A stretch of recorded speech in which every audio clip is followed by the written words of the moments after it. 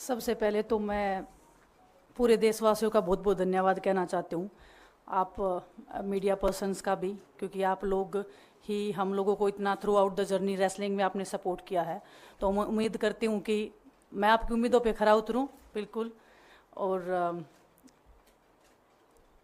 Congress party का मैं बहुत बहुत धन्यवाद करती हूँ, क्योंकि जब बोलते हैं ना कि बुरे टाइम में पता लगता है कि अपना कौन है।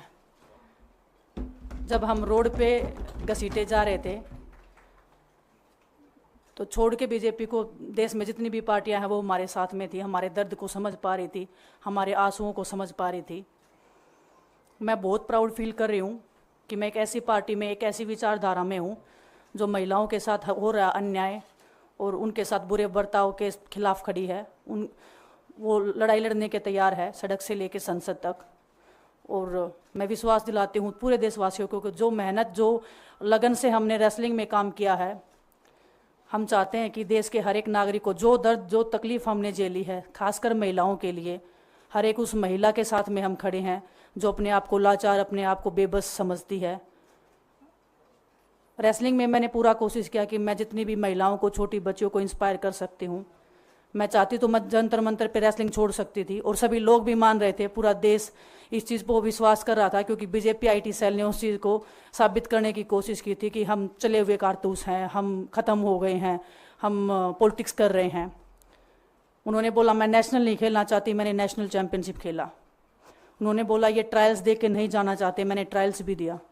उन्होंने बोला कि ओलंपिक्स लेवल तक नहीं जाना चाहते, मैं ओलंपिक्स में गई, मैं फाइनल्स में गई। अनफॉर्चुनेटली परमात्मा को कोई और चीज़ मंजूर होगी।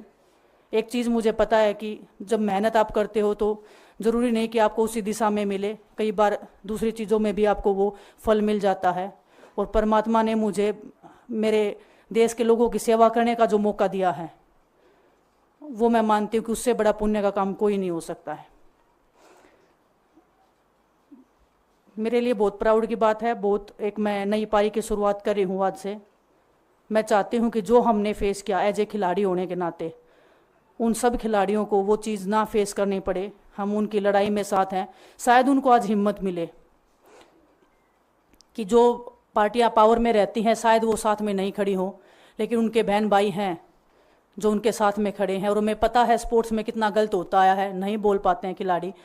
आप हमसे देख लो, बजरंग के ऊपर डोप का बैन लगा दिया 4 साल का, सिर्फ किसी लिए कि सिर्फ उन्होंने आवाज़ उठाई थी हमारे साथ बैठ के। तो उसका भुगतान हम कर रहे हैं, आज तक कर रहे हैं, लेकिन हम डरेंगे नहीं, पीछे नहीं हटेंगे। जो लड़ाई थी वो जारी है, ख़त्म नहीं हुई है। कोर्ट में हमारा केस चल रहा है, वो लड़ाई भी हम जीतेंगे, ज़िंदगी की जंग भी हम जीतेंगे। खेल में जैसे हमने कभी हार नहीं मानी है, तो हम इस नए प्लेटफॉर्म पे जो आ रहे हैं, देश की सेवा का भाव, और सिर्फ बोलने तक सीमित नहीं रहेगा। ये हम दिल से हमने खेल किया है और दिल से हम ये काम करेंगे, जी जान से मेहनत करेंगे, अपने लोगों के बीच में रहेंगे। जो भी हम अपने लोगों का भला कर सकते हैं, चाहे कितना ही % हमारे हाथ में होगा, वो हम करने की कोशिश करेंगे।